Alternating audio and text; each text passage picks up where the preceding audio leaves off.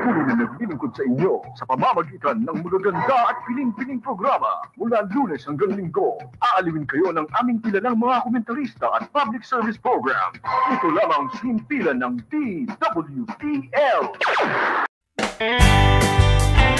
Health and Travel at Serbisyo Publiko.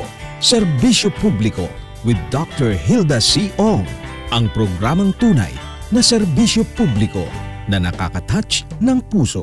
Health and Travel at Serbisyo Publiko. Ang programang tunay na serbisyo publiko na nakaka-touch ng puso. Magandang umaga. Ako ang iyong agaran serbisyo lady, Dr. Hilda Ong, dito sa programang Health and Travel at Serbisyo Publiko. At ngayon ay nandito pa rin tayo sa 2023 NAS annually recognition, kung saan ay nagbibigay po sila ng mga awards. At kasama ko ngayon isa sa outstanding young scientist. At alamin naman natin ano naman ang kanyang naibigay sa NAS, kaya siya nakasama sa itong parangal na to. Siya po ay si Dr. John Hamir Benson R. Aruta. Nakakuha po siya ng PhD Counseling Psychology mula po sa De La Salle University. Magandang umaga po. Magandang umaga po. At ito naman medyo naiiba. Ano naman itong Counseling Psychology? Ang PhD ko po ay Counseling Psychology. Isa po akong mental health professional. At ako po ay nagpa-practice nagbibigay ng serbisyo para sa mga kababayan natin, mga kabataan na nakararanas ng mental health problems. Isa po yan sa aking trabaho. Pag sinabi mo may mental health problem, ito ay kadalasan ito may problema sa loob ng pamilya. Kadalasan po ito ay marami pong posibleng dahilan. Isa na po doon ang pamilya, minsan problema sa pinansyal, problema sa personal na buhay, sa trabaho at sa marami pang bagay. Pero ang mental health problems po ay magkakaiba po ng kategorya. Merong mga simpleng problema lang sa pag-adjust sa pang-araw-araw na buhay. Kaya tayo na stress. Kung iba naman po ay nagde-develop ng mental health disorder. Yun po yung talagang kailangan na ng mas tutok na mga solusyon, kung minsan pang gamot at therapy. At sa panahon ngayon, di ba talaga nakikita natin na ang radyo, ang TV, sa ngayon, mas maraming hindi na dyan nakikinig o nanonood, mostly sa social media, either sa kanilang cellphone o sa kanilang iPad. Pero dahil din dito sa social media, ang napapansin ko kasi since ito ay counseling ang topic natin, bakit ang mga bata ngayon maraming nagko-commit ng suicide? Hindi nila matanggap ang, let's say, sabihin nila sa pag-aaral, napagalitan lang ng kanilang professor o napagalitan lang kanilang magulang na hindi na, kumbaga, dinadaan na lang sa kumbaga, yung ito nga, may nababalitaan ko na napapakamatay. Totoo po yan. Marami po ngayon, lalo na nung dumaan ng pandemic, at kahit bago mag-pandemic, na especially sa Pilipinas, tumataas ang rate ng suicide, lalo na sa mga kabataan. Marami pong dahilan. Iba sa kanila ay ang dahilan ay dahil sa pamilya, mga personal na pinagdadaanan.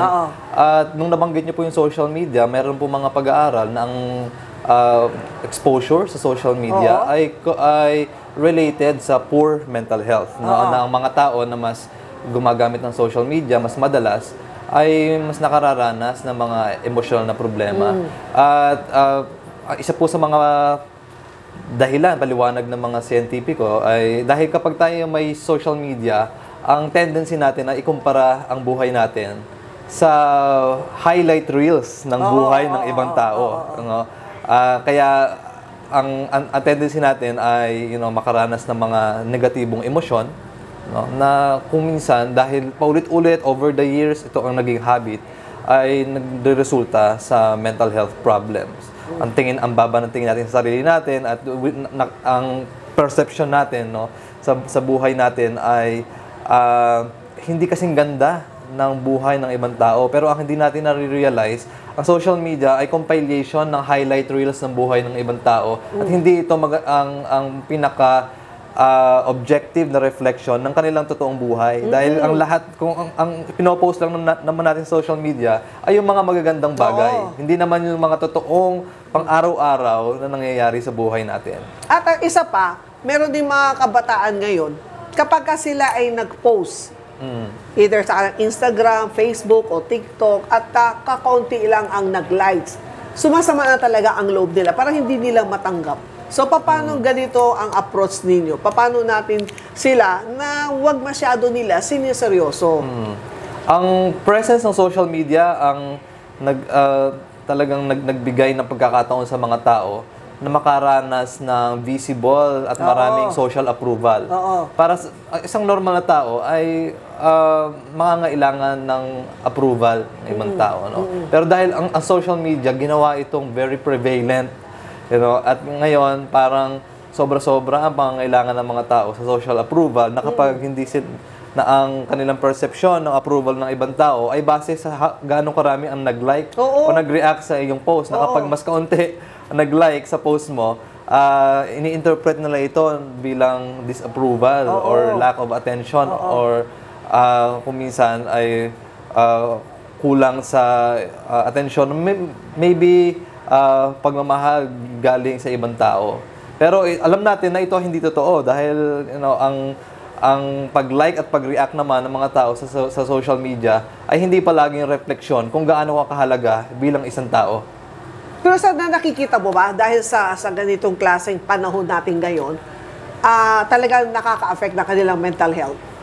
May mga ebidensya po na ang social media talaga ay nakaka-apekto, negatibo sa mental health ng ibang tao. At ano po yan, depende kung paano mo gagamitin ang social media. Kung gagamitin mga social media para makipag-network, kung gagamitin mga social media para magbasa ng mga impormasyon,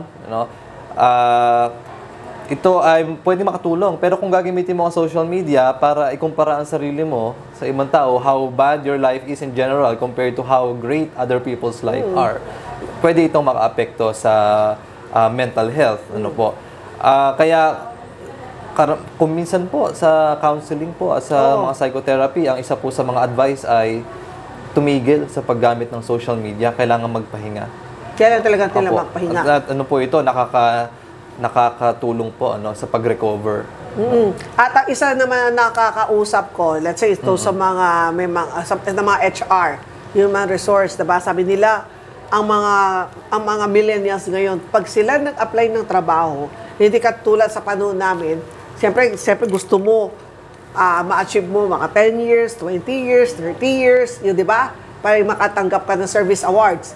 Ngayon, ang sabi daw nila, ang mga bata ngayon, pagka pinagalitan mo lang, isang taon, sabi natin, isang taon pa lang sila dito, o less than 2 years, nagkamali sila, pinagsabihan mo lang, resign agad.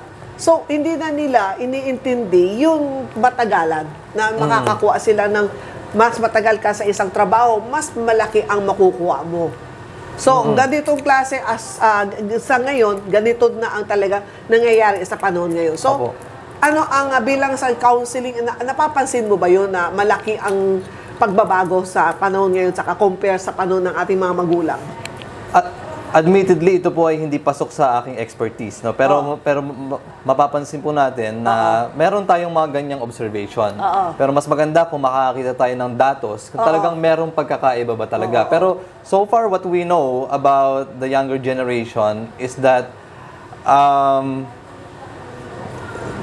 they have some level of sense of entitlement. Entitlement not in a bad way, because alam nila ang value nila bilang tao at bilang empleyado. Alam nila na mayroong mga ibang employer, ibang places kung saan sila ay mag-value. So mayroong ganyang level of awareness. I'm not saying entitlement in a negative way, but in a more objective and positive way. So we know that dahil sa panahon ngayon, mataas ang awareness ng mga tao dyan, hindi katulad noon. Pero admittedly, meron pong isang branch ng psychology na tinatawag namin na industrial and organizational psychology. Sila po ang mas eksperto sa pagbibigay ng komento sa bagay na ito. Admittedly, hindi po yan part ng aking expertise. Ang part po ng expertise ko ay mental health in general, Oo. and ang relasyon po ng psychology, climate change, at ng environment. At ng environment. So yung sa'yo naman, ang sa'yo more on, ang focus mo sa mental health, yung, kung ano yung anong meron doon sa ating environment na nagkukos ng ang impact nung nakakaroon ng sakit sa isang tao. Opo. Totoo Oo. po yan. So, alam po natin ngayon, may mga ebidensya na, no, na ang magandang natural environment Yes. ay nakakabuti sa ating mental health. Maraming Pilipino lumaki sa probinsya. Lumaki po ba kayo sa probinsya? Ay, hindi. Dito tayo sa Metro Manila. Opo, at napansin niyo po ba na kapag pumupunta kayo sa probinsya, nakakapag-relax kayo, pupunta kayo sa beach, sa mga mapupunong lugar, mas nakakapagpahinga, mas rested po tayo. So ito po ay psychology, na ang ebidensya po na ang magandang natural environment kapag inalagaan natin, makakatulong po sa mental health. On the other hand, kapag naman nadadamage ang ating environment, ito po ay maaring maging sanhi directly or indirectly ng mga mental health problems. So kapag yung isang tao na may sakit, tapos pumunta siya sa lugar na kung saan away from pollution, away from sa mga maraming sasakyan, tapos talagang tahimik na lugar, nakikita mo mga green, yung ba nakakatulong mas mabilis sila, parang yung iba nakakatulong na mas mabilis sila makarecover. Opo, may mga ebidensya po ngayon na yung physical health ay nag-i-improve kapag po na-expose sa mga green environment, sa mga blue spaces din. Yes.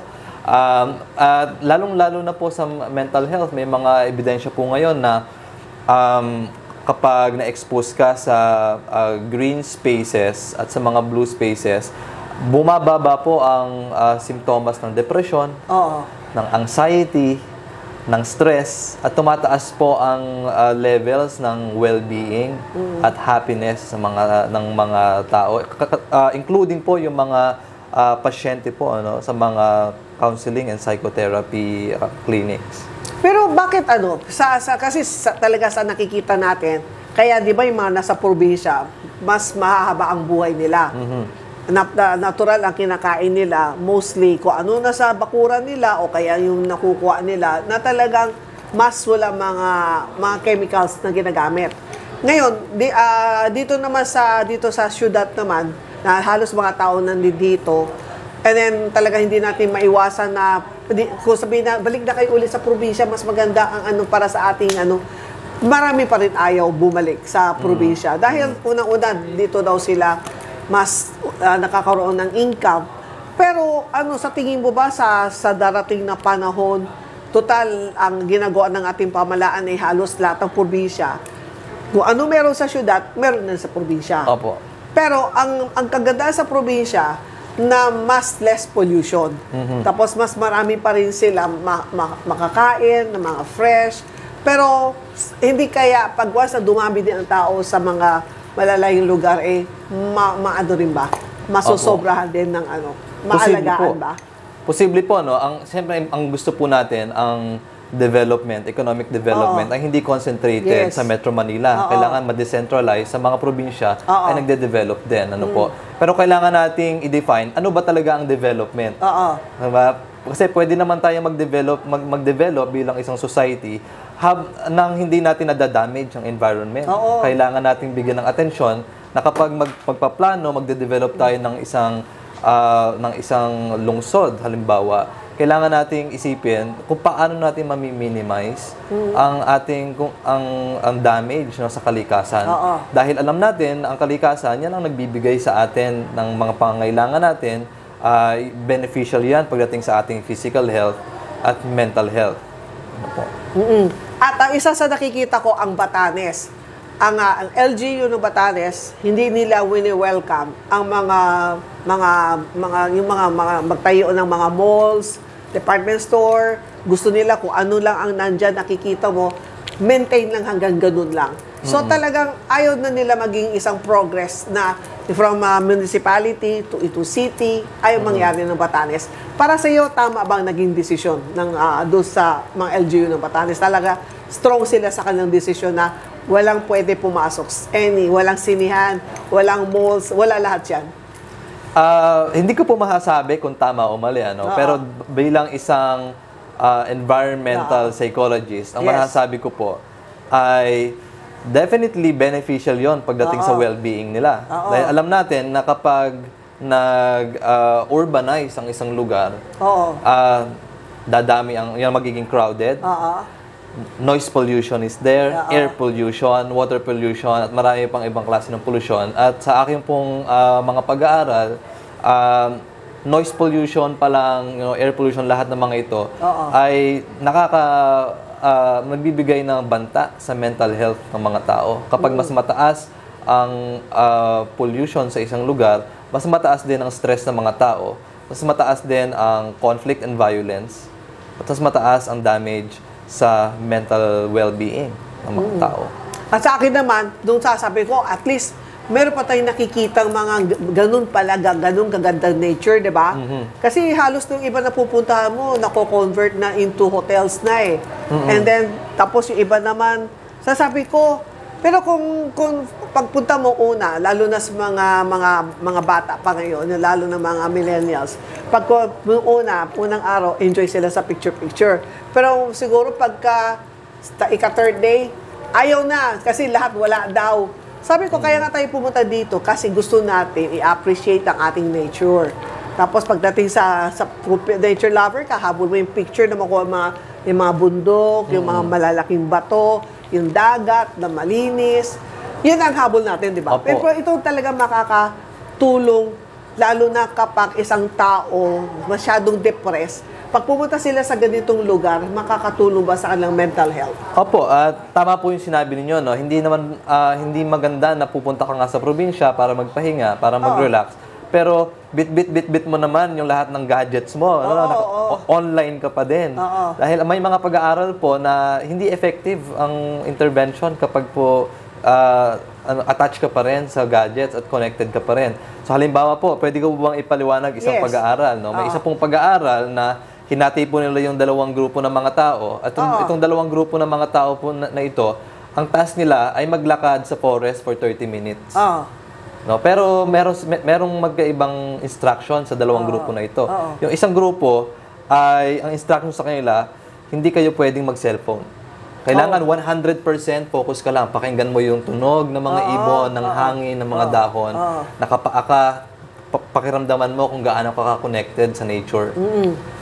For 30 minutes habang naglalakad. Yung pangalawang grupo, they do the usual. May cellphone, mag-check ng email, magte-text, ganyan. 30 minutes maglalakad din sila. Pagkatapos ng experiment,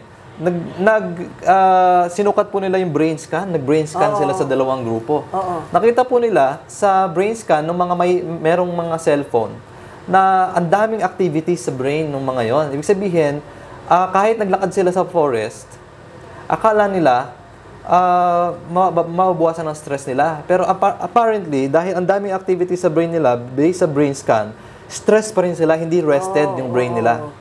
Doon po sa mga walang cellphone, 30 minutes na exposure lang, na fully mindful, their brains have very little activity, very rested ang brain nila, and therefore they're less stressed. So, ang lesson natin dito, kung magpupunta ka sa nature, kailangan na 100% mindful. You need really to disconnect. Otherwise, your attempt to benefit from nature might be futile. Yung paisa ngayon, napapansin mo ba pag ikaw ay pumupunta sa mga restaurant at may mga kasama, may makita kayong mga baby pa, mga infant na nakaupo sa high chair, anong nakikita mo? Nakatapat sa kanya either iPad o cellphone.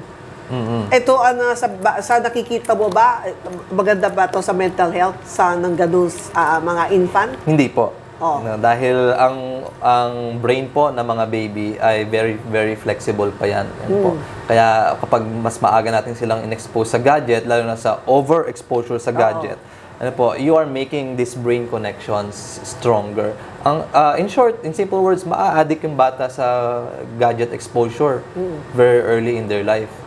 At mahirap yon i-reverse kapag mas matanda na sila. Ano po, hanggat maaari, bawasan po yung exposure sa gadget sa mga bata, lalo na yung mga baby. Oo. Ano po? Dito sa dito sa i-submit mo dito sa NAS, ano naman ang more on the nakaano sa iyo doon kaya napili ka as isa sa outstanding young scientist?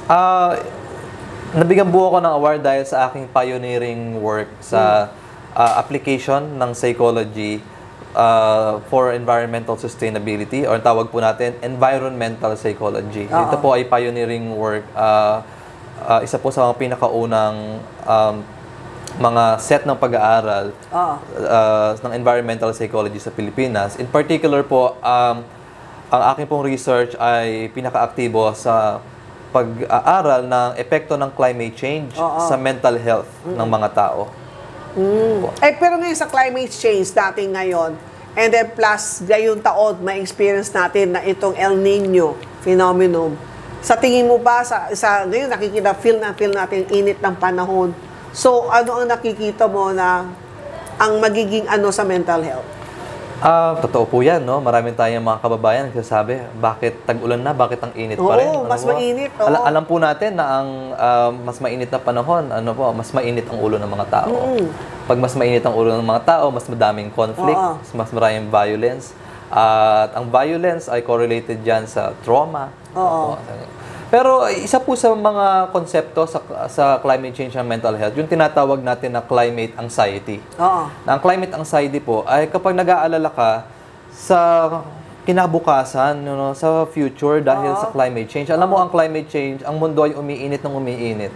At baka sa mga susunod na mga dekada, hindi na livable ang mundo.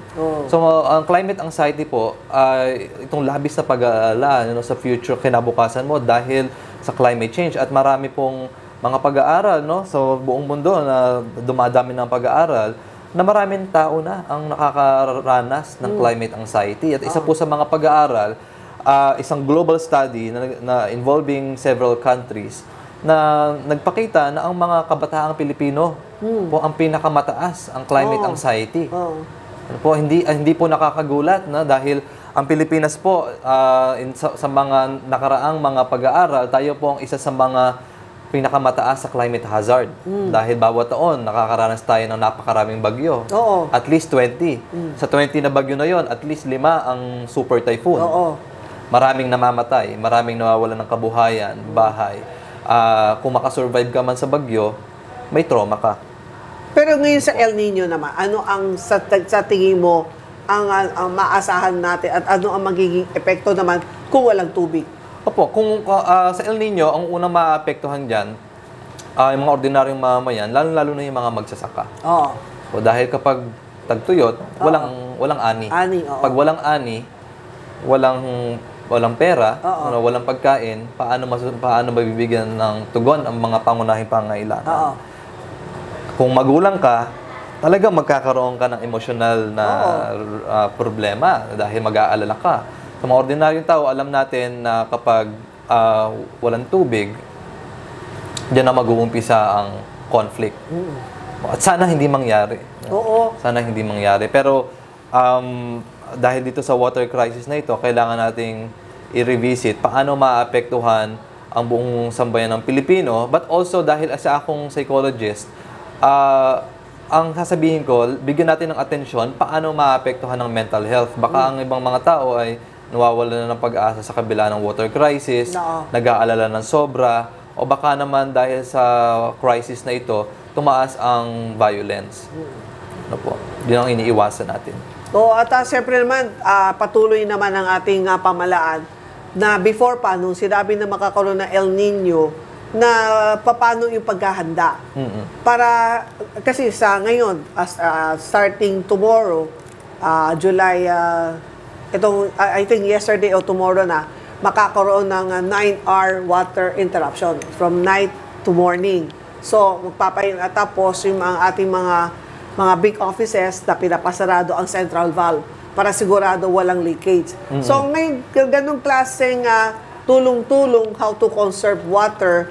So ito ay isa sa masasabi natin na isang pamamaraan para matipid natin yung tubig, lalo na galing sa Angat Dam. Totoo po. So ano ang pwede natin i-share sa mga nakikinig sa atin, ang mga nanonood, na bilang ang counseling, lalo na dito sa environment, ano ang maituturo natin sa kanila para mahalin natin itong earth natin?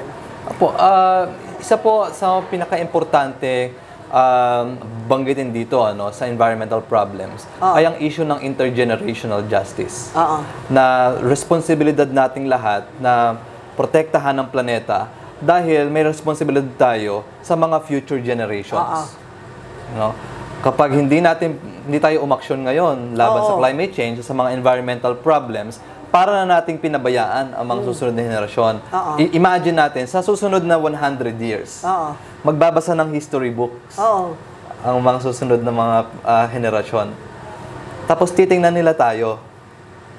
Ang question nila, anong ginawa natin para protektahan ang future nila?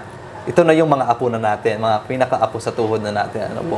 Sana, ang maging sagot nila ay itong generation, gaya nga ng sabi ng kaibigan ko, na isang planetary health scientist, itong generation ng 2022 or 2023, sana maging proud sa kanila ang future generations. Na yung future generations, masasabi nila na ang generation ng 2022 at 2023 ay ipinaglaban tayo. Pinotektahan ang planeta natin. Kaya ngayon, ligtas tayo sa climate change at sa mga environmental problems. Ang ayaw natin ay titingnan nila ang history books at disappointed sila. At yan ang reason kung bakit ang ating pamahalaan ay talagang lahat sila interagency na lahat, tulong-tulong na Kasi ang ginagawa natin, hindi lang sa ngayon, lalo na sabi natin, ang tubig sa Angat Dam, below 180 na. For sure, this year, kakayanin natin, may tubig tayo magagamit hanggang December. Pero ang pag-iipon natin ng tubig sa Angat Dam, ito ay for next summer, for 2024. Pero according sa pag-asa, ang El Nino is November to first up to January. So, itong pag-iipon natin, parang baka pagdating ng next summer, baka wala na tayong magagamit na tubig. So, yan ang isa sa ang lagi panawagan natin, lalo na dito sa programang Health and Travel Serbisyo Publiko, maging responsable po tayo sa paggamit ng tubig. At kapag may ulan, kailangan natin kumakaroon tayong pag-collect ng tubig ulan para yun na lang ang gagamitin ninyo sa meron kayong garden o pag-flushing. Yan ang gagamitin natin. Kasi alam po niyo, gaano man ang pwedeng gawin ng pero hindi tayo lahat tutulong, tayo rin ang magsasakripisyo. Lalo na sa water interruption na to. For sure, marami hindi matutuwa na naiinis. Pero yan lang ang magiging solusyon. At sana po, itong panayam ko po with Dr. John Javier Benson Aruta, ito ay para malaman po ninyo na kapag ang ating environment, pag sinira natin ang ating environment, ito talaga makaka-apekto sa ating mental health. Muli po, ako si Dr. Hilda Ong, ang iyong Agaran Serbisyo Lady. Health and Travel at Serbisyo Publiko. Serbisyo Publiko with Dr. Hilda C. Ong. Ang programang tunay na serbisyo publiko na nakaka-touch ng puso. Health and Travel at Serbisyo Publiko, ang programang tunay na serbisyo publiko na nakaka-touch ng puso.